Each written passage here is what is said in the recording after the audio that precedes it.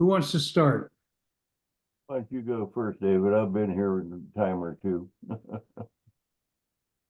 Well, I was born at a very early age. Ah, yes. That's a Oh, great line, dude. How far back are we supposed to go? Wherever you want. Tell us what you're doing. Well, what I do now is I found a way to help people fight for a future where nobody's trying to kill me. I spent 34 years on active duty between the med board and the recalls to active duty because Mr. Ostener can tell you the Marine Corps got a short memory.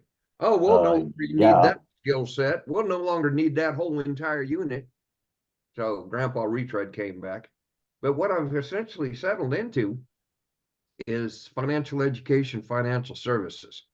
What we Okay. do is we teach everybody else what the top 1% do with their money, and particularly what the top 1% would do with transferring risk by using index strategies and using tax-free retirement. And we just scale it down for everybody else. So I help them fight for a future, and everybody's happy to see me there. Wasn't true in my previous career.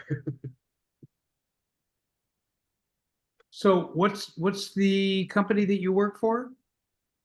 Global Financial Impact. Huh. That rings a bell somewhere in the back of my head. Yeah, they're a very low profile company, but they're going through a big expansion and blow up.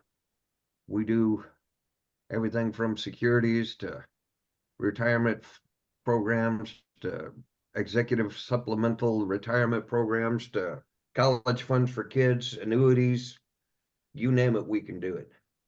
But it's just So one of those companies that nobody ever hears about. so why do you show your vetrapreneur as your experience? Because we're allowed to build our own agencies, and I'm building my own agency. And I've had frame off classic car and truck restoration businesses. I've got a spray on bedliner business. I've got a coatings removal business and coatings application business.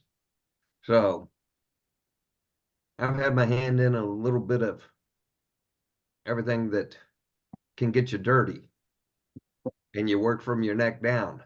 Well, I'm tired of getting filthy, and now I want to help other people get filthy rich.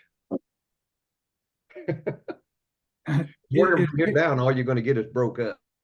I hear you. I hear you. So is there a website for Global Financial Impact? Not yet. We haven't gone public with it. It's been around for years in a different form. It's being repackaged, and we've got better providers and better resources available, but they want to make sure everything is correct before they go and start publishing everything. Interesting. Yeah, it's one of those where the industry is highly regulated like banks are, but even more so. So all the T's and all the I's got to be dotted, but we can work anywhere in North America, Guam, Puerto Rico, and 33 countries globally. So Wow. the global part's coming on, so they wanted to redo the website, but make sure not only are we compliant in the US, you got to be compliant in each one of the 33 countries. So Sure. every day you're like, oh, we're going to launch it next week. And then you get the last email I got from was like, yeah, it's another aw crap. That's funny. So there is a domain, globalfinancialimpact.com. Is that you guys? Let me look it up and I can see if it is.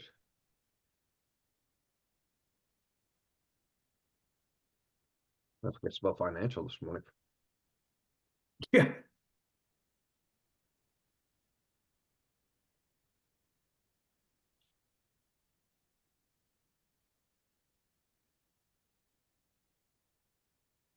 Oh, this one came up from scholarly articles. Hang on a second. About the global financial impact of whatever.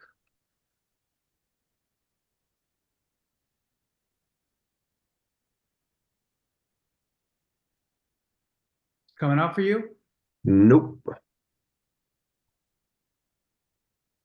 Maybe I spelled it wrong. Global, you got that right? Financial. FINANCIAL, impact, IMPACT. Yeah. What I've got is, your search did not match any articles or websites. Huh, let's do this. Let me text it to you. That's weird because mine shows. I'm wondering if it's because there's certain things that we can't sell in California that are in the process of being approved. No, And no. Throw me your phone number. Mobile. I hardly know you.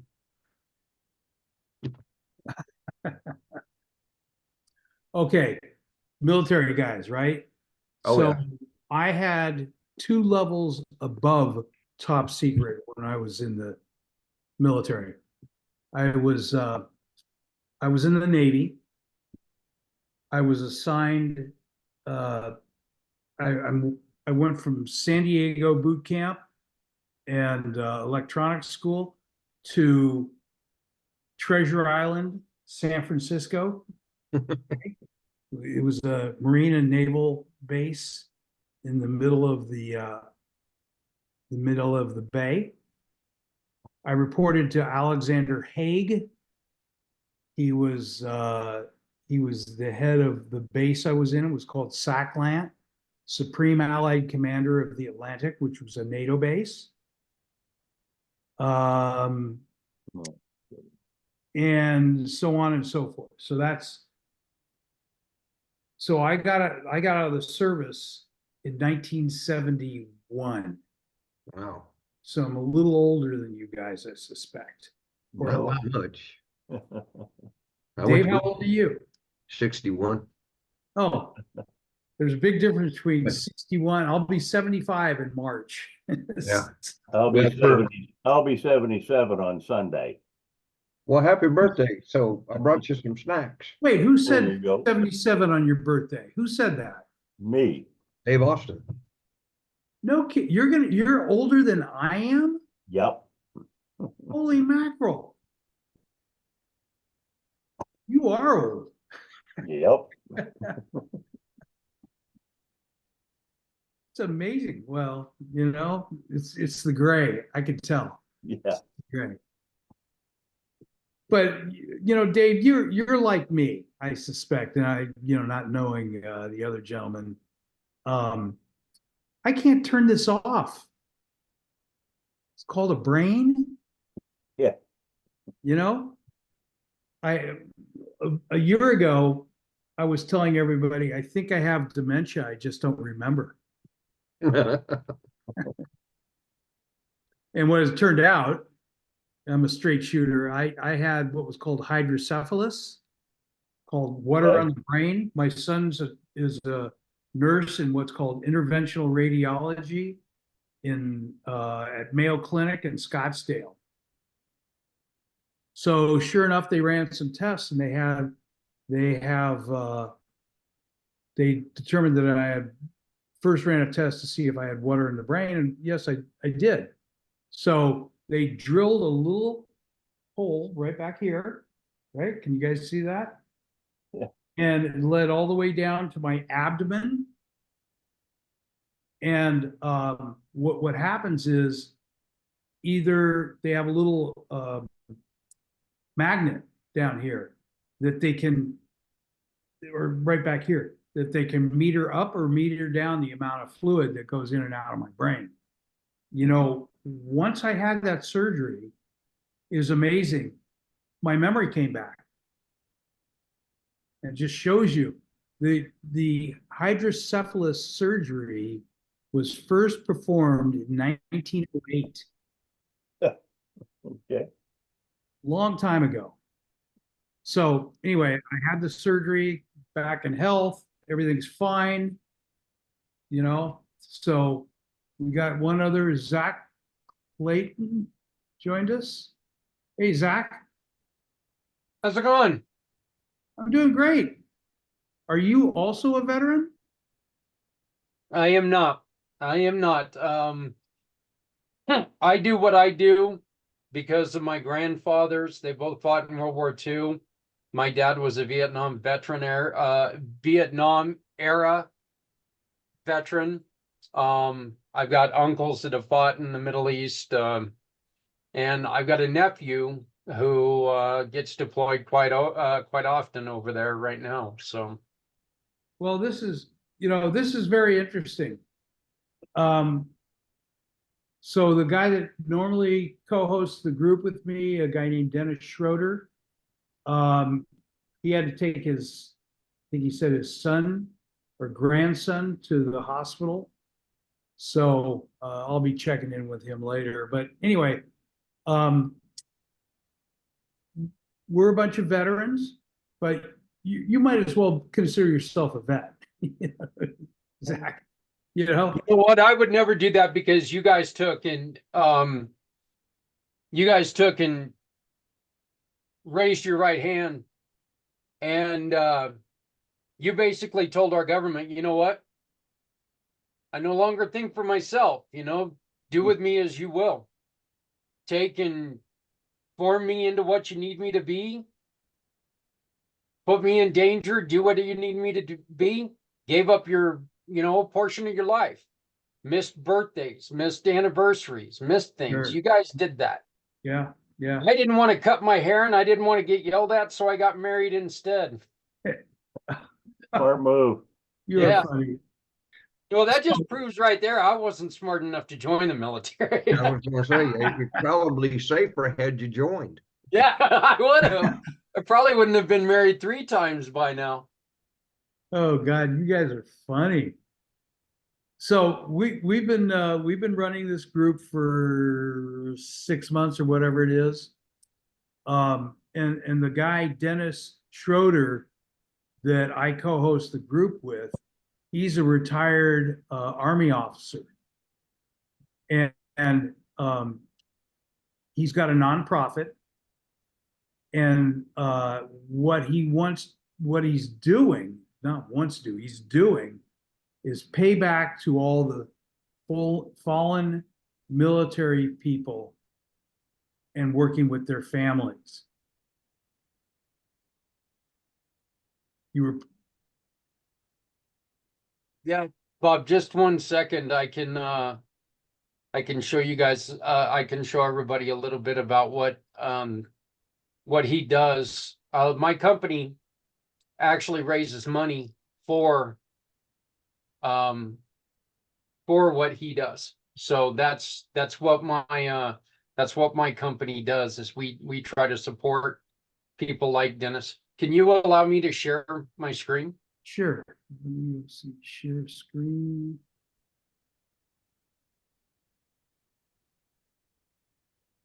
Oh, wait a second. What am I doing? Oh, there we go.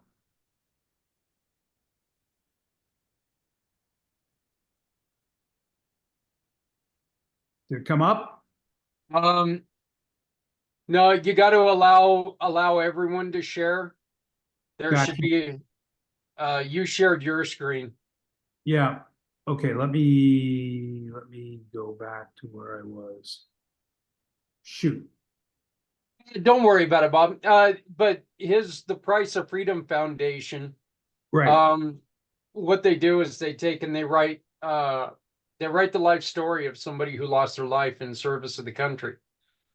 The one thing that makes them unique is that it doesn't matter if they lost their life because there was an accident, because they got shot, or if they took their own life. They honor people who died in service of this country. So that's one of the things that Dennis does that I, greatly appreciate. Look, people who take their own lives, unfortunately, that's a casualty. It's a Well, casualty of the yeah. invisible war. And amongst veterans, it's a big number. My daughter has a doctorate in psychology. She worked for the VA in Redlands, California. She said it's the most difficult job she ever had. She only lasted a year or 2 years there. The amount of suicide amongst veterans is over the top. Um, Dave, didn't you mention how many veterans? Yeah, it's, I'm the co-chairman for the 22 Warrior Foundation in Las Vegas, which is veteran suicide prevention is our premise. The VA puts out a number of 22 vets a day committing suicide. It's total bullshit. One, they only surveyed, if I recall, 16 states. Last time I checked, we got 50. And some of those states were excluded were New York and California. Which kind of skews the number. What we've come up with, somebody's at my door, I'm trying to see who it is. Shit. We figure the number somewhere around 70 a day or better. And, it's frustrating. Like I say, I deal with it. I've got my thing within our organization. We do a number of different things locally. But my thing, personal thing, niche, is providing dogs. And I've got 7 dogs working right now. It gets pricey, and then COVID kicked our ass. And so that's all I have is the 7 dogs working, but that's 7 folks that we've saved. Actually 14, because we saved all the dogs that I'm working, as far as I know, my trainer, are rescue dogs. Hey, Dave, number. next Thursday, I have a 22-hour podcast using that number 22, partly because, we That's can't what's out put there. 47 hours in a day. And no Yeah. matter what you do, you don't deserve to be punished by looking at this face for 47 straight hours. So, I know, yeah, 22. keep going. I gotta get the door. Oh, God. You guys But are really- yeah, we have a podcast coming up in 6 days where we're talking to people like Dave who have solutions, because David, because Bob, myself, no matter what the issue is, we all heal in a different way. And right. so what we're trying to do is we're trying to make sure that we're offering a solution to everyone's problem, where it may be a kumbaya circle for, for Bob, it might be psilocybin for me, psilocybin for me, Dave, you might need, and I'm not implying anything here, so please forgive me, but you may need prescriptions, and David, you might just want to meditate. We need to make sure that we're letting it out there. Look, no matter what your level of healing is, we've got somebody who can help you. And if we allow people to tell their stories and what they do and what it's helped, then what we can do is show people, hey, you know what? Or let them find themselves. This story sounds vaguely familiar to me. Maybe I should listen to what this person has to say. Maybe their way of healing can help me. But yeah, Dave, I have a 22-hour podcast about veteran suicide and mental health issues coming up in 6 days. Okay. So we are putting together a list of guests. Matter of fact, I've still got a couple slots open. I mean, I would love to talk to you. Where are you located? Las Vegas. Las Vegas. Okay. So yeah, I'm in Colorado, but Okay, so Central Time. no, Okay. I'm mountain. I'm mountain. Mountain. Okay, that's 1 hour. Yeah. Yep. Yeah. So But send me a link or give me some information and I'll reach out. absolutely. And I would love to talk to you about our program, because what I do with my program is I have business partners all over the country. Say, like, somebody who needs a website. If you send people to one of my website builders, they give me a referral, say $100. Right. And if the person who gets this website built chooses to support your program, you guys get 80 of those $100. I give up 80% of any referral that comes to me to support causes like yours. Okay. Let me, I'll put my contact in, I'll just do it to everybody, but I'll put my contact, there it is, in the chat. For some reason, I can't get live links, but you can cut and paste it. So, boy, this is interesting. Hey, Dave, Yeah. was your father in the service also? Yeah, he was in the Army Air Corps. World War II. Yeah, World War II. He was in Army Air Corps. He was working for the long story is he was working for the Corps of Army Engineers in Hawaii. He sat and watched Pearl Harbor get hit. Oh my God. And My dad was on Yes, a sir. troop ship heading to Another. Hawaii when it got attacked. yeah, no, he got to sit and watch it, and the Yeah, irony, he gotta was head down building that an road about airfield 5 minutes. on what I think is my memory is Sand Island. I And do then have he to be, was exempt working for Corps Engineers. He lasted 6 yeah, months. but you know, He had to I'm ride slow the nowadays. bus, no fuel. I do have to be back Back by to 1 work to p.m. work. And, he was a, 20-year-old, 21-year-old male and not in a uniform, and There got you go. done. So he Where do you finally wanna meet enlisted at? in the Army Air Or I Corps. can come down there to the office, make it simple. And, yeah, so he served. I'm a Vietnam guy. I Okay. had 2 pumps in Vietnam. So, Yeah. God. I So- did, David did, I guess, I think he said 34 years. I had 32 years in the game. Wow, amazing. Yeah, I mean, my dad was in the Army Air Corps. He was stationed in the south of England. He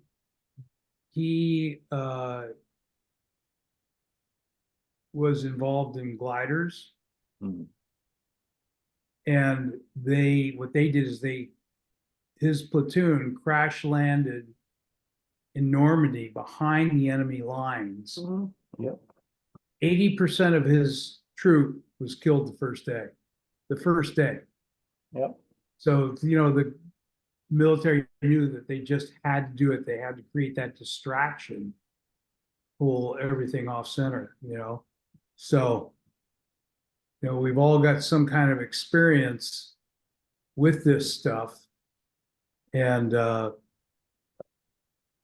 I'm really trying to build this group up with Dennis Schroeder so that we can get some more, I hate to use the word publicity, get some more attention to yeah. veterans.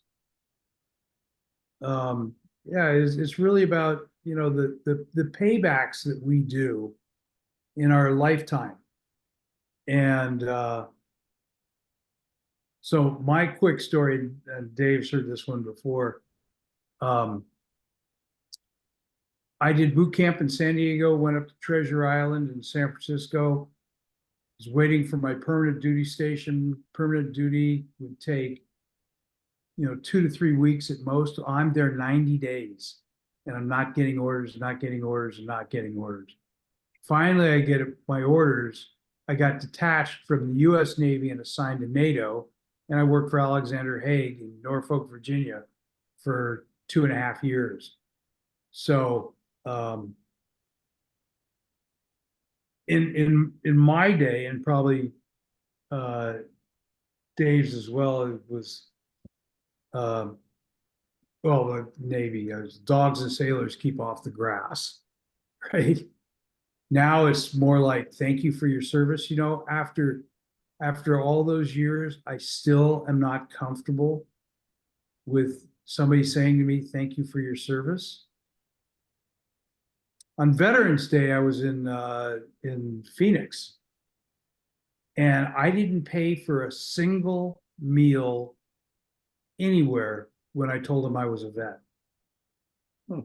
So, it's interesting stuff. I mean, we lose our understanding of our value that we paid to this country.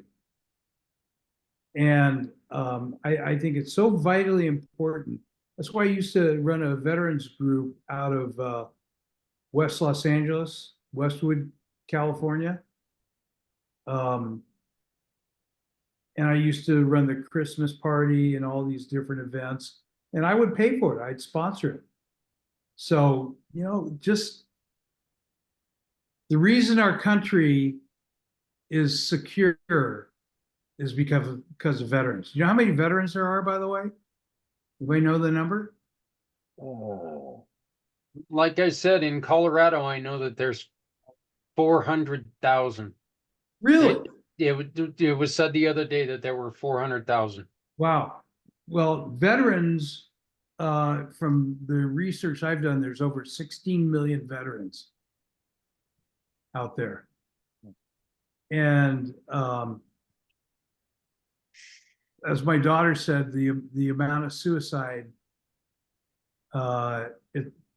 from her experience in the VA is just overwhelming.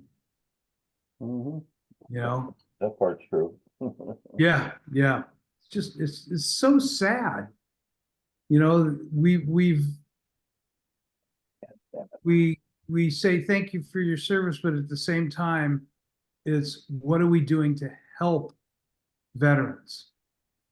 And there's a lot of crazy stuff going on right now. So I don't think it's gonna die down. I don't think I think with everything that's going on with Iran and Iraq and what's going on in Gaza and all that stuff, it's only inflaming. People don't like the United States, you know, outside the United States. They don't like us. Shit, they don't like us inside and I places. was going to say, people don't like us right now that are in our own country. People don't Yeah, no respect shit. each other anymore. Boy, that's a great statement. It's so true. So true. You know, I have a 8 o'clock Pacific group that I run every single solitary week. I've done it for almost 5 years. And just listening to people today, we had all sorts of, I mean, these are guys that have been regulars with this group for years. They were talking about the economy, very knowledge-based people, incredibly knowledge-based. So do you think economically this country's in trouble, or do you think it's in great shape? Personally, I think we certainly have some major issues right now. Inflation is killing us. It's killing me. You know, and I don't see it getting any better anytime soon.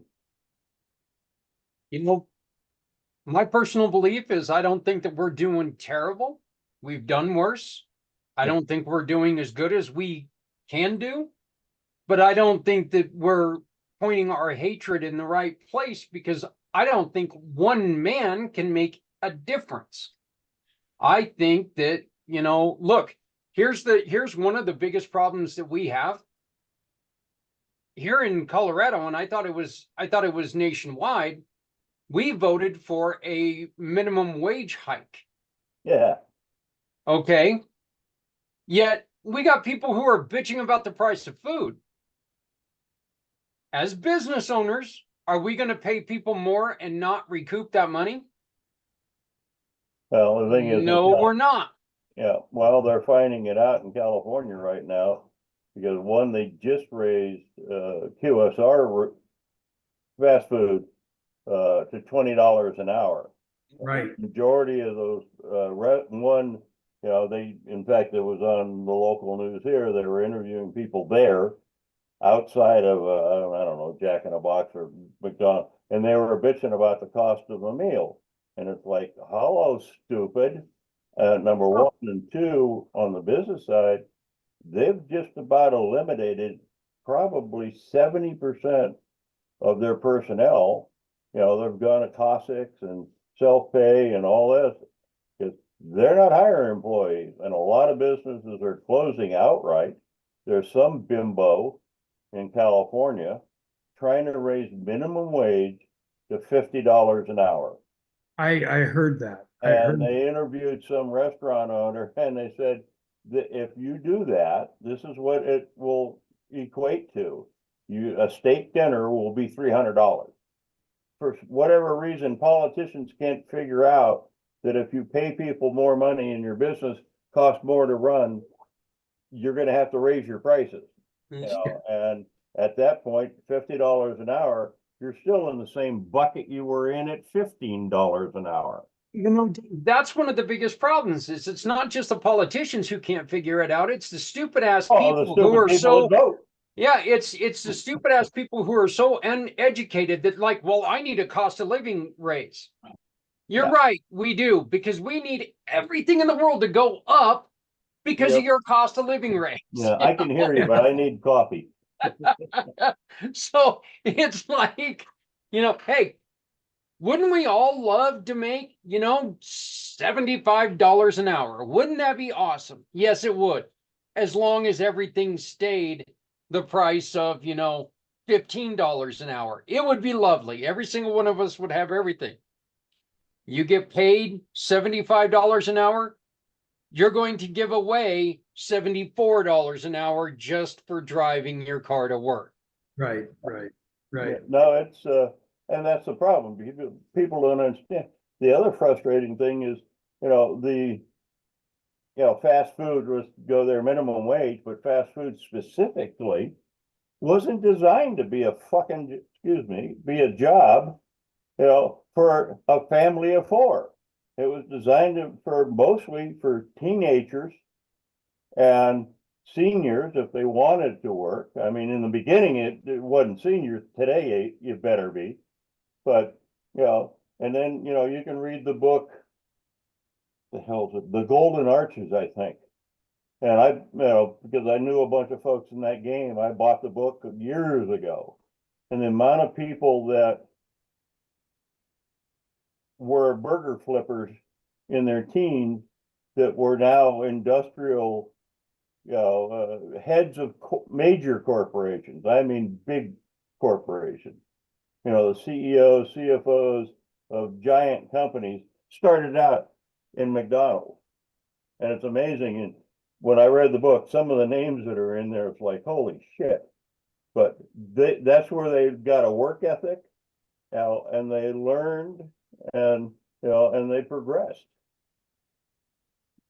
Right. You know, like you said, people who retire and just don't want to sit at home, that's why they take the door greeters and the stuff like that. Yeah, That's exactly. they're okay with that. But you're right.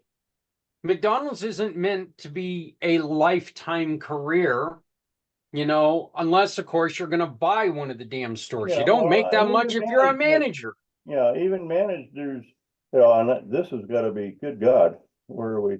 Almost 10 years ago, I was dealing with a gal at one of these, McDonald's specifically. And she was I don't know if she was a GM, I think she was just a manager. 10 years ago, she was making $56K a year. And, so if you stay put and you go up the food chain in McDonald's, it pays good. And then if you own one and you get I would think of all the people I've known in McDonald's, and that's quite a few that own them, I think every single one of them to a person had started in McDonald's. They may have done it as a teenager and then 30 years down the road bought their first one, but they started there because they knew what they had. Right. Right. It's amazing. Just amazing watching this. Yeah. And the interesting part between the three of us is we have some knowledge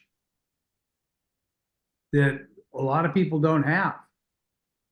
And because of that, we're doing the right things. I think that's the best way to term it. But it's experience. And yeah, Bob, like you were saying, here's the biggest thing about having knowledge, okay? We can sit down and we can have differences, political differences, something like that, whatever it is. Mhm. You know, you can be a Republican or a Democrat, whatever you are, you know, and as long as you can talk about, hey, there's a reason why this is here. Yeah, Republicans have something to do with it. Democrats have something to do with it. Combination, they both have a lot to do with it. That's it, you know. Yeah. Truth is, you can't take a chocolate cake into Congress right now and ask them if this cake tastes good, because one side's going to say no because you used Democratic flour, and the other side's going to say no, you used Republican sugar. Oh my Bullshit. God. It's a chocolate cake. It tastes delicious. Shut up and eat it. Yeah. You don't need to argue about everything, you know, and having that little bit of education and having a little bit of open-mindedness. Yeah, but bringing a chocolate cake to Congress is so goddamn racist, you know, be real. Sorry, Well, I had to get that. you guys are telling me we got a lot of work to do. You do. But it can be done. We Yeah. have it in us to stand up and tell people who are doing some of this stupid shit. We have it in us to stand up and say, go play your game somewhere else. Let the adults talk. You know, stand here and make a difference. We can make a difference by doing good. We can do this. We just don't, you know, it's just people don't stick to it long enough.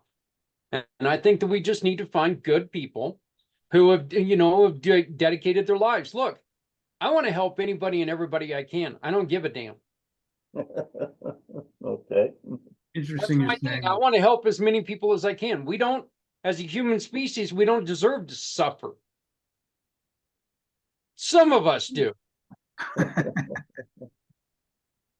But I mean, you know, I built my company because I was in a motorcycle accident and I was told that I wasn't eligible for food assistance when I was laying there with a broken neck because I made too much money the previous year.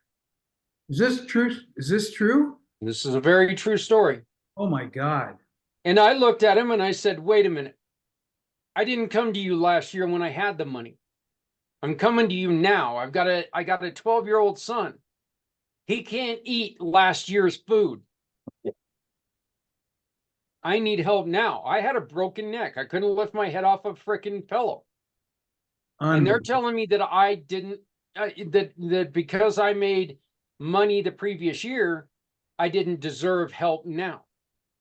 Yeah, that's the government mentality. Well, that right there made it to where I was going to do something. I didn't know what the hell I was going to do. At one point in time, I thought, you know what, I'll get into event planning. And then I realized you don't like people enough to plan events. So I walked away from that one real quick. It's amazing watching all this stuff. It's It amazing. is.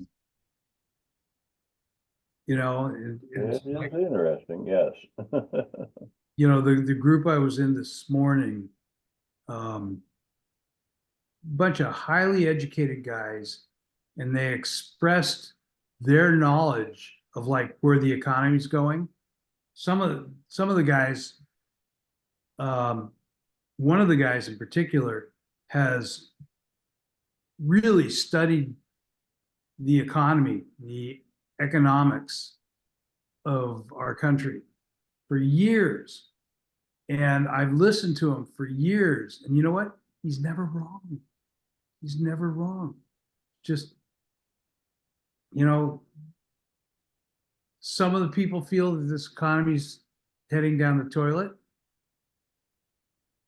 He won't tell you that. He said not at all. And you sit there. I was going to say those people are called MAGA. So, Well, you know, what I look at is the amount of government spending that's going on, and it's mhm, skyrocket. absolutely. But if you pay attention to what he's saying, oh, it's all fits. So I don't know. I just I don't quite understand exactly where our country is, where it's going. I mean, I'm certainly quite aware. I'm glued to television, to news. Well, Bob, unfortunately, that means that they got you right where they want you. Yeah. It's kind of like a magic show. Hey, watch this hand. Watch this hand as I pull your wallet out with this one. Yeah. So, and that's the reason why they've got all of us fighting each other, and they're extremely happy about it because they can get away with a lot of the stupid shite that they're doing right now. Man, and You it's, just can't, Dave, you just can't say that nicely. You can't, you can't get No. away without saying shit right there. You just can't. I mean, That's true, yes. it's like, oh, it's stupid stuff. No, it's worse than stuff. They're doing stupid shit. That's just, it's crazy. It's crazy. I mean, the one thing that holds true is there's no formula, there's no real understanding of what's happening. We're doing this stuff by the seat on our pants and thinking that we know what's going on. Because when I take a look at the economics and I look at it from an accounting mind, I go, wow, this is crazy. How could you have government spending like running off the charts? One of these days, somebody's going to pay that back. yeah. I really do. I don't, I wish people would get to the point where, Republican, Democrat, there's, if you're staunchly for one side and against the other, I'm sorry, you're wrong because neither side has got it right. That's true. That's Neither very side gives a rat's ass about Bob, Steve, or myself. Neither side gives a rat's ass about us. They're going to give us that $1,400 stimulus check, but they're going to give their friends 32 million. Yeah. Yeah, And if they can't give their friends 32 million, Bob, Steve, and Zach don't get that 1,400. so it's unfortunately. So now that everybody's blood pressure's up, in our meeting, there's a picture of mycity.com. You see that? Yeah, Okay, that's the head of my social media. His name is Mehedi, and he's out of Bangladesh. It'd be interesting to hear, but he's not going to speak. It'd be interesting to hear, but I will approach him separately to get his feedback on what he thought of the meeting, because we've got somebody in a foreign country talking. It's always interesting to hear someone else speak. So I think that's look, we accomplished something. I'd love to build this group up, get more people involved in it. Usually, typically, what we see is a fair number of people that register. People don't show. well, Bob, before Thursday, schedule a 20-minute period with me, and you and I can record like a 20-minute segment, and I'll try to place that 20-minute segment when I've got a down moment in this 22-hour podcast, and you can talk directly to veterans about how, hey, we're starting a veterans group. Come and join us. a good one. So, and then, yeah, Dave, I sent that information. I'd love to talk to you about what you're doing. I've actually got somebody, I've got 2 ladies coming on that run a dog program in Wyoming. that are Okay. struggling. And the person who has sponsored that hour is a lady who has CBD type treats for healing dogs. Yeah, So that is the 9 o'clock hour your time. And I've still got, I could probably fit you in right there if you want to come on and talk at that time. hmm. Or I'm on there for 22 freaking hours. I've got a minute or two. You can come on and talk. Yeah, and I might, I don't know what his status is right now. I'll reach out to Bill, a gentleman named Bill Immel. He's the one that started 22 here. He's the one that does the day-to-day and has been since we started it in, when we started in 17, I think, 2017 or 18. Quick story, I know Bill from business. I think I was his second phone call, and I was a director for a couple of years, then I was the co-chair. I don't do day-to-day stuff. What my thing pre-COVID was getting money. I'd go out, talk to Rotary clubs and talk to business groups and that type of thing and bring the money in, and never really got involved in the day-to-day. And other than I found the original trainer that we're using through mutual friends in the animal business, and a vet for one and a rescue for another, and found the gal I'm using, and we worked out a deal on what it cost me to get a dog, and it's nowhere near what the average.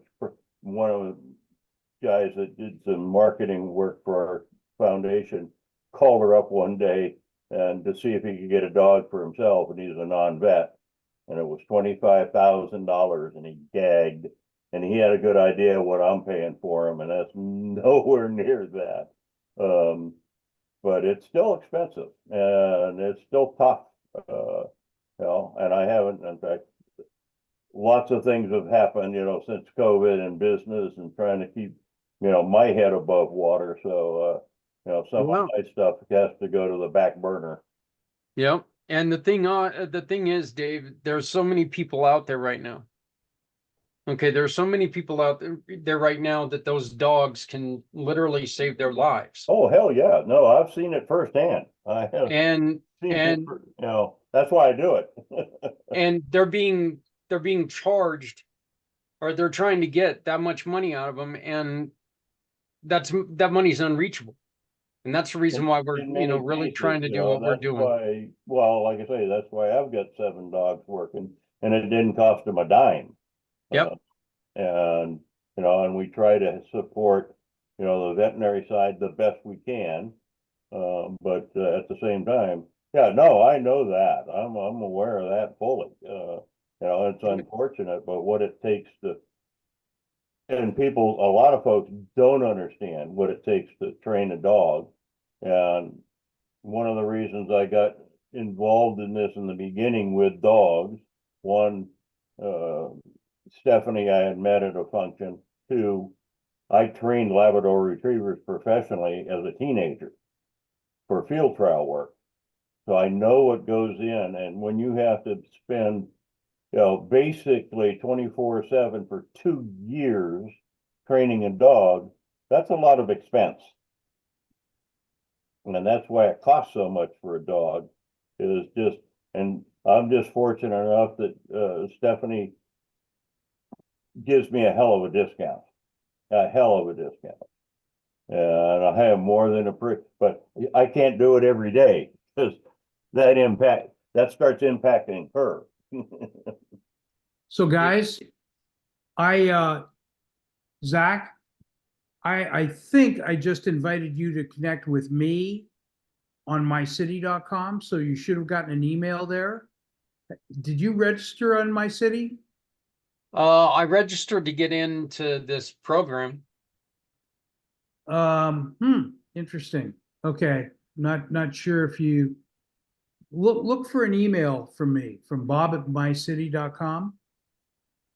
And, Dave, do you know if you registered?